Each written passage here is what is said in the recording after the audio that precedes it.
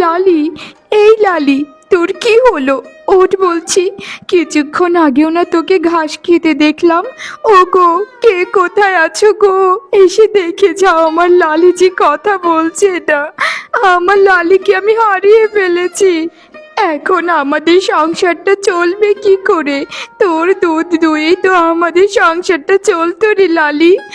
হায় হায় রে পোড়া কপাল, বিধাতা, এটা কেন করলে তুমি?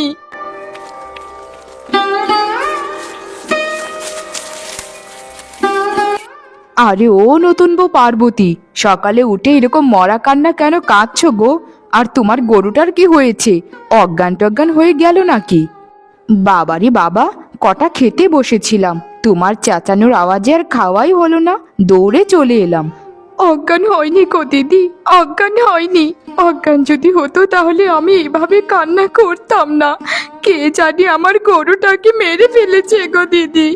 আমি জানি না এটা কে করেছে। আমি তো কারো কোনোদিন ক্ষতি করিনি গো দিদি, তবে কেন আমার সাথে মানুষ এরকমটা করলো? আমার লালিকে কেন মেরে ফেললো? আমি ওনাকে কি বলবো?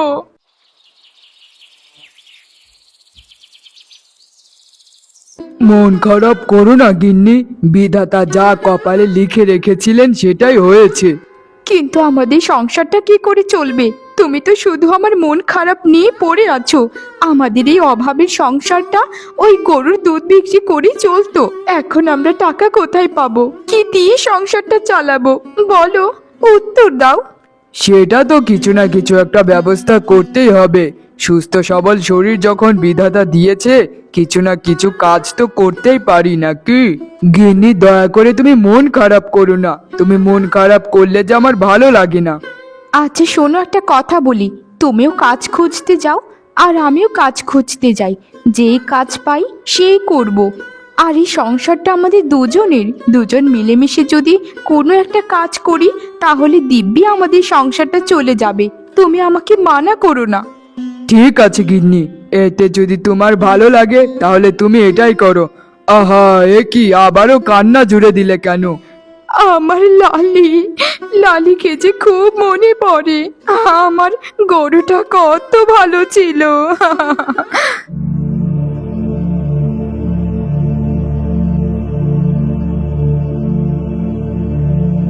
আরে আরে, কে তুমি? সরাসরি জমিদার বাড়ির ভেতরে ঢুকে পড়লে। কি চাও তুমি শুনি? জমিদার মশাই, আমাকে ক্ষমা করবেন। আমি গায়ের এক নতুন বউ। আমার স্বামীর একটা গাভী ছিল। সেই গাভীর দুধ বিক্রি করেই আমাদের সংসারটা চলতো। কিন্তু জানি না কে বা কারা আমাদের গরুটাকে কি জানি খাইয়ে মেরে ফেলেছে। আমি এর বিচার চাই জমিদার মশাই, বিচার চাই। আহা, কি আবোল তাবোল বলছো? তা তোমাদের গরুকে কে মেরেছে আমি তা কি করে বলবো? আমি কি তোমাদের শত্রুদের চিনি নাকি? আমি এসব করতে টরতে পারবো না। আমার এমনি অনেক জমিদারিত্বে ঝামেলা চলছে। ঠিক আছে জমিদার মশাই, তাহলে বিচার করতে হবে না। দয়া করে আমাকে কোনো একটা কাজের ব্যবস্থা করে দিন, না হলে আমাদের সংসারটা যে ধ্বংস হয়ে যাবে। দয়া করুন আমাকে জমিদার মশাই, যে কোনো কাজ আমাকে দিন, আমি সব কাজ করতে পারি। এই মেয়ে তো আমার মাথা খাবে। শোন মেয়ে, আমার বাড়িতে কোনো কাজকর্ম ঘিসুটি নেই, যা এখান থেকে বলছি, যা। সাহস দেখলে অবাক হয়ে যায়, একটা মামুলি মেয়ে এসে জমিদার বাড়িতে সরাসরি জমিদারের কাছে কাজ চাইছে। দূর হয়ে যা বলছি, এখন দূর হয়ে যা।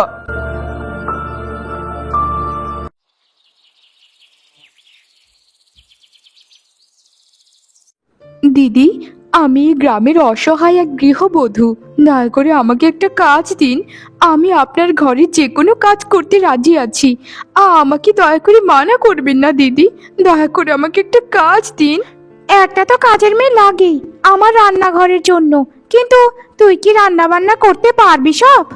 ভালো মতো যদি রান্না বান্না করতে পারিস তাহলে তোকে রাখতে পারি, না হলে তোদের মতো এরকম মামুলি মেয়েদের আমার কোনো দরকার নেই।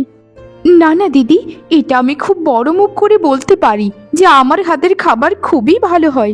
আপনি যদি চান আমি এমনিতে একবেলা আপনাকে রেঁধে খাওয়াতে পারি, তাহলেই আপনি বুঝবেন। আমার যে কাজটা খুবই দরকার দিদি, আপনার পায়ে পড়ছি, আমাকে কাজটি দিন। শোন, এত করে যখন বলছিস তাহলে তোকে কাজে রেখে দিলাম। আর এমনিতেও আমার মন খুব বড়, গরিব অনাথ মানুষদের দেখলে বুক ফেটে কান্না চলে আসে। শোন, তোকে মাসে 100 টাকা মাইনে দেব, হবে তো? এই মাইনে দিয়ে তুই সারা মাস আমার ঘরে কাজ করবি, কেমন? শুধু রান্না করলেই হবে না বাপু, থালা বাসন ধোয়া, ঘর ঝাড় দেওয়া সব করতে হবে। কিন্তু দিদি, এই 100 টাকা তো খুব অল্প টাকা। এই টাকা দিয়ে পুরো মাসের খরচা তো চলবে না গো। দয়া করে যদি আমাকে 200টা টাকা দিতেন তাহলে খুবই ভালো হতো। এখনের যে বাজারের দর, এই বাজারের দরে চাল কিনে খাওয়াটাই এখন বিলাসিতা হয়ে গেছে। তোকে অসহায় দেখেই আমি কাজটা দিয়েছিলাম মায়া দয়া করে, কিন্তু তুই যখন 100 টাকায় করতে চাস না, তাহলে আমার আর কোনো কিছু করার নেই বাপু। এখন আসতে পারিস। আমার আবার কাজের লোকের অভাব নেই, এক চুটকি দেব, হাজারখানে কাজের লোক এসে ভিড় জমাতে থাকবে। না না দিদি, রাগ করবেন না, আমি এই কাজটা করতে রাজি আছি। তাহলে আমি কাল সকাল থেকে কাজে যোগ করব, কেমন? আমি এখন আসি দিদি।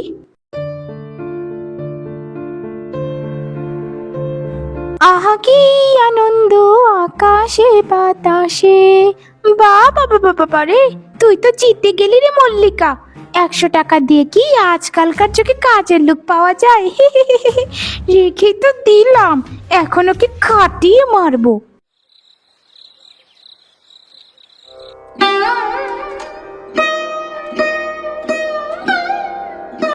না গিন্নি, অনেক জায়গায় ঘুরলাম, কেউই আমাকে কোনো কাজ দিতে পারেনি। এখন যে কি করব গিন্নি, কিছুই তো ভেবে পাচ্ছি না। ভেবেছিলাম কাজ খুঁজে পাওয়া সহজ হবে, এখন দেখা যাচ্ছে তো খুবই কঠিন। আরে তুমি কোনো চিন্তা করো না, একজন কাজ করলেই হলো। আমি একটা কাজ খুঁজে পেয়েছি অবশ্য। ওই যে গায়ের শেষের দিকের বাড়িটা, মল্লিকা দিদিদের বাড়ি আছে না, ধনী মল্লিকা দিদিরা, ওদের বাড়িতে একটা ঝিয়ের কাজের মেয়ে লাগে। দিদি বলেছে কাল থেকে কাজে যোগ দিতে, আমাকে 100 টাকা মাইনে দেবে। কি বলছো গিন্নি, মাত্র 100 টাকা? 100 টাকা দিয়ে কি আর সংসারটা চলবে গো? আর ওদের বাড়িতে কাজ করা মানেই তো প্রত্যেক দিন রসাইখানার খাটুনি। তুমি কি পারবে অত বড় ঘর সংসার একা সামলাতে? তোমার খুব কষ্ট হয়ে যাবে না গিন্নি? কোনো কষ্ট হবে না। আজকে আমার মনটা এমনিতেই ভেঙে গেছে। জমিদারের কাছে গিয়েছিলাম বিচার চাইতে, যে আমার গরুটাকে কে মেরেছে তার যেন বিচার করে। তার কাছে একটা কাজও চেয়েছিলাম। জমিদার আমার সাথে খুবই খারাপ আচরণ করেছে, সে আমাকে দূর দূর করে তাড়িয়ে দিয়েছে। একেবারে কিছু না করার থেকে তো কিছু করা ভালো, তাই না? কষ্ট যতই হোক, সংসারটাকে তো টানতে হবে আমাদের। তা ঠিক বলেছো তুমি গিন্নি, তবে আমি এক জায়গায় কথা বলছি, যদি ওখানে কাজটা হয়ে যায় তাহলে তোমাকে আর কাজ করতে হবে না গো। চলো চলো গিন্নি, এখন দুটো জল ভাত খেয়ে আমরা শুয়ে পড়ি। সকালে আমি কাজ খুঁজতে বেরোবো, আর তুমি কাজে যেও, কেমন?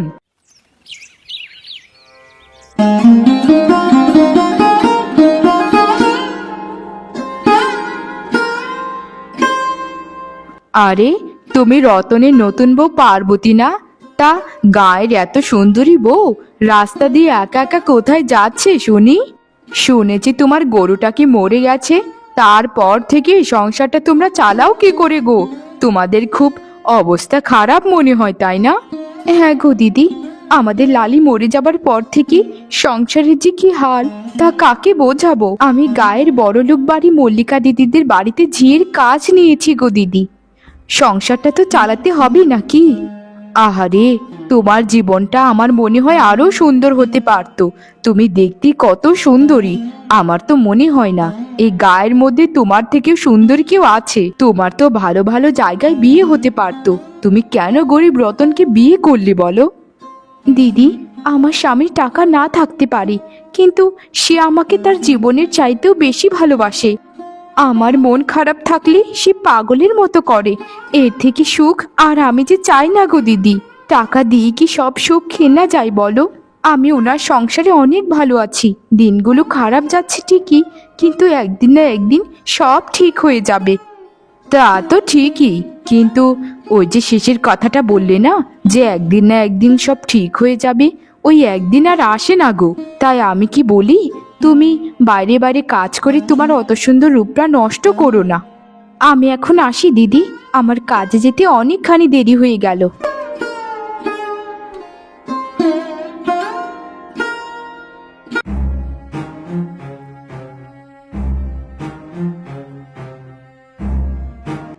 কে জানতো যে দুধ কলা দিয়ে কালসাপ পুষতে হবে আমাকে? তুই আমার গলার হারটা কেন চুরি করেছিস রে হতচ্ছাড়ি? তোর এত বড় সাহস কি করে হয়? কাজে এসেছিস মাত্র 1 মাস হয়েছে, এর মধ্যে চুরি করা শিখে গেলি? দিদি, এটা আপনি কি বলছেন? আমি চুরি করেছি মানে? আমি আমি চুরি করিনি দিদি। আমি এটা তো কল্পনাও করতে পারি না আমি মালকিনের বাড়িতে চুরি করব। আমার এত বড় সাহস হয়ে গেছে। না না দিদি, আমি চুরি টুরি করিনি দিদি, আমি করিনি। আপনার কোথাও ভুল হচ্ছে দিদি। একটু ভালো মতো আপনার গলার হারটি খুঁজে দেখুন। আমাকে দয়া করে এত বড় অপবাদ দেবেন না। আমি যে এগুলো কোনো দিন করিনি। তাই নাকি? তাহলে কি আমার হারটা উবে গেল? তুই ছাড়া এই ঘরে আর কে কাজ করে শুনি? আমার স্বামী চুরি করেছে নাকি নাকি আমি নিজেই চুরি করে তোকে চুরির দোষ দিচ্ছি? শোন হতচ্ছাড়ি, তোকে মায়া লেগেছিল বলে এ বাড়িতে কাজ দিয়েছিলাম, কিন্তু কে জানতো যে তুই একটা সত্যিকারের চোর? এখনই এখনই বেরিয়ে যা আমার ঘর থেকে, এখনই যা। দিদি, আমি তো চলে যাব, কিন্তু আমার মাসের মাইনেটা দিন। আমি এই পুরো মাস খুব কষ্ট করেছি, মাইনেটা দিয়ে দিন। আমি এখান থেকে চলে যাব দিদি। আমার বাড়িতে অনেক ঋণ হয়ে আছে, দোকানি অনেক টাকা ঋণ পায়। দয়া করে আমার 100টা টাকা দিয়ে দিন দিদি। কি? তোর এত বড় সাহস? তুই আমার সোনার হার চুরি করেছিস, আবার টাকাও চাইছিস? বাবা রে বাবা! শোন, ওই হারটার দাম কম পক্ষে 10,000 হবে, বুঝেছিস? যা যা বলছি, এক্ষুনি বেরিয়ে যা। আর একটা কথা মনে রাখিস, গ্রামের জমিদারের সাথে আমার কিন্তু অনেক বড় হাত আছে। গরিবের টাকা মেরে খেলেন তো দিদি। আপনার কোনোদিন ভালো হবে না দিদি, কোনোদিন ভালো হবে না। আমি পুরো মাস কষ্ট করেছি আপনার এখানে, আমার ন্যায্য টাকাটা আপনি দিলেন না দিদি। সব কিছু ঈশ্বরের কাছে রেখে দিলাম, আমি রেখে দিলাম।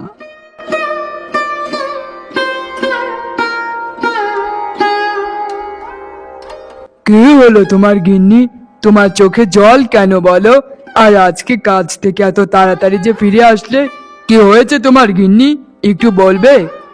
আমি শেষ হয়ে গেলাম গো, আমি শেষ হয়ে গেলাম। আমাদের এই পোড়া কপালে বুঝি আর কোনোদিন সুখ লেখা নেই।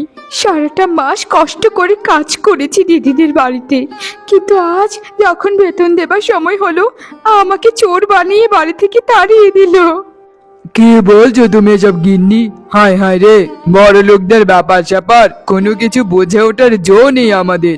আসলে আমাদের মতো গরিবেরা এর বিচার কোনোদিনই পাবে না গো, কোনোদিন পাবে না। অনেকদিন ধরে তোমাকে বলেছিলাম না যে আমি একটা কাজের কথা বলেছিলাম একজনের কাছে, আমাকে যেতে বলেছে। তুমি তাহলে সাবধানে থেকো গিন্নি, আমার আস্তে আস্তে একটু রাত হয়ে যাবে। ওই কাজটা যদি পেয়ে যায় তাহলে দেখবে আমাদের আর সুখের শেষ থাকবে না। সত্যি কি আমাদের কপালে কোনোদিন শোক থাকবে গো? আমার যে বিশ্বাস হয় না। ওগো, চলো না আমরা শহরে চলে যাই, সেখানে বোধহয় আমরা কোনো না কোনো কাজ খুঁজে পাবো। কি যে বলো গিন্নি, বাপ ঠাকুর দাদের ভিটা ছেড়ে আমি কোথায় যাব বলো তো? এটা আমার জন্মস্থান, এখানেই পড়ে মরবো আমি, তবুও কোথাও যাব না গিন্নি। আমি তাহলে আসি, কেমন?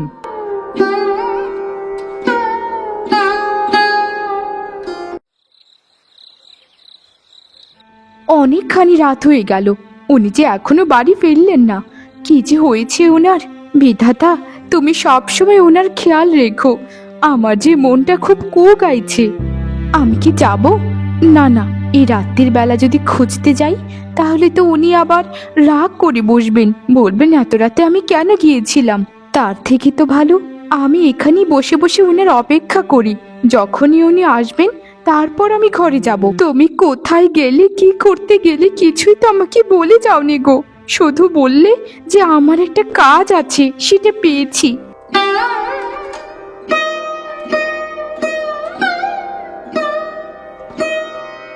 আমি বিশ্বাস করি না, আমি বিশ্বাস করি না তুমি আমাকে ছেড়ে যেতে পারো না। ওগো, ওগো, তোমার এ কি হলো গো? আমি যে সইতে পারবো না গো তোমার মৃত্যু যন্ত্রণা। ওগো, তোমার কি হলো গো? ও ও মেশো, মেশো, কি কি হলো আমার স্বামী? মারে, আমরা হচ্ছি জেলে মানুষ, সারাদিন নদীর পাড়েই পড়ে থাকি। তা তোর স্বামীর এই মৃত লাশটা আমরা নদীতেই খুঁজে পেয়েছি।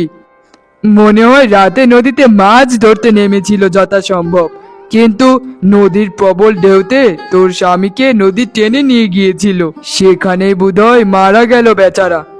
না, না, আমি যে এত শোক কোনোদিন চাইনি, কোনোদিন চাইনি। তুমি কেন নদীতে মাছ ধরতে গেলে? আমাকে কেন মিথ্যে কথা বলে গেলে যে তুমি কাজ পেয়েছো? ওগো, ওগো, ওঠো বলছি, ওঠো। আমি যে তোমাকে ছাড়া বাঁচবো না গো, আমি যে মরে যাব। তুমি ছাড়া এই দিন করলে আমার যে কেউ থাকলো না গো, কেউ থাকলো না। হে বিধাতা, তুমি এত নিষ্ঠুর কেন বিধাতা? সব কিছু কেন কেড়ে নিলে আমার থেকে? আমার ভাগ্যটাকে তুমি কেন এত খারাপ করলে? কেন? আরে দিদি, হঠাৎ আপনি আমার বাড়িতে কি মনে করে? আর কি বলবো পার্বতী, তোমার এই দুঃখ যন্ত্রণা দেখতে আমাদের আর ভালো লাগছে না। স্বামীটা মরে গেল সেই কয়েক মাস হয়ে গেছে, এখনো তুমি তার শোক কাটিয়ে উঠতে পারছো না। আমরা জানি যে তুমি তোমার স্বামীকে প্রচন্ড ভালোবাসতে, কিন্তু মানুষ মাত্রই তো মরণশীল, এভাবে ভেঙে পড়লে চলবে?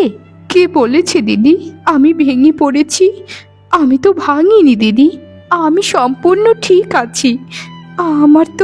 আমার তো শুধু কষ্ট হয় ওনার জন্য। কেন কেন আমাকে রেখে চলে গেলেন? ওসব কথা বাদ দিন দিদি, আমাকে কি কিছু বলতে এসেছেন আপনি? বলুন। বলতে তো এসেছিলামই, তাহলে শোনো, আর জড়তা করব না। পাশের গায়ের এক লোক আছে যার স্ত্রী মরে গিয়েছিল, সে চায় তোমাকে বিয়ে করতে।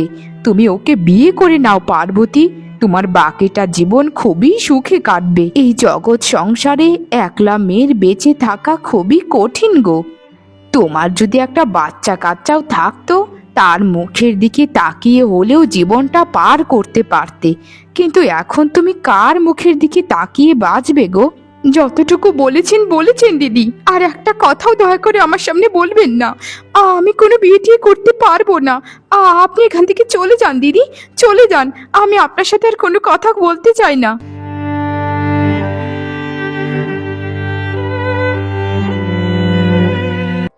এই গায়ে, এই সমাজের মানুষের থেকে অনেক দূরে চলে যাব আজকে, অনেক দূরে। এই সমাজের মানুষ কষ্টে পড়লে কোনোদিন জিজ্ঞেস করে না, শুধু তাদের স্বার্থের কথা ভাবে। আরে আরে, এই গহীন জঙ্গলের মাঝে এই বাড়িটা কার? এটা তো মনে হচ্ছে একটা পোড়া বাড়ি, কিন্তু এই বাড়িতে মনে হচ্ছে তো কেউ থাকে না। আমাকে বিধাতা সত্যিই মনে হয় ভালোবাসেন, না হলে এই শেষ ক্ষণে আমাকে এই বাড়িটি কেন দান করবেন? তিনি কোনো সংকেত অবশ্যই আমাকে দিচ্ছেন। না না, আমি আর এই সংকেতকে কখনো অগ্রাহ্যতা করব না। এই বাড়িতেই আমি সারা জীবন কাটিয়ে দেব, সারাটা জীবন আমি কাটিয়ে দেব বাড়িতে। আর কোনোদিন লোকালয়ে আমি ফিরবো না, কোনোদিন না। যে লোকালয় আমাকে কোনোদিন সাহায্য করেনি, কোনো বিপদে এগিয়ে আসেনি, সেই লোকালয় থেকে আমি 1000 মাইল দূরে থাকবো। আর তোমার স্মৃতিগুলো নিয়ে আমি বাকিটা জীবন পার করে দেব। আমি কোনোদিন যে তোমাকে ছাড়া অন্য কিছু ভাবতেও পারবো না, কোনোদিন না। এইভাবে 40টা বছর পেরিয়ে যায়। সেই সুন্দরী যুবতী পার্বতী আজ বয়সের ভারে নুয়ে পড়েছে। তার ওয়াদা সে রেখেছে, সারা জীবন সে জঙ্গলেই পার করে দিল।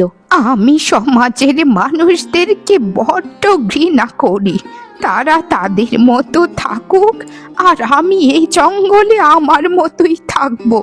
স্বামী, তুমি তো সব সময় আমার পাশেই আছো, তাই না? আমি সারা জীবন এখানে থাকবো, মৃত্যুর আগ পর্যন্ত।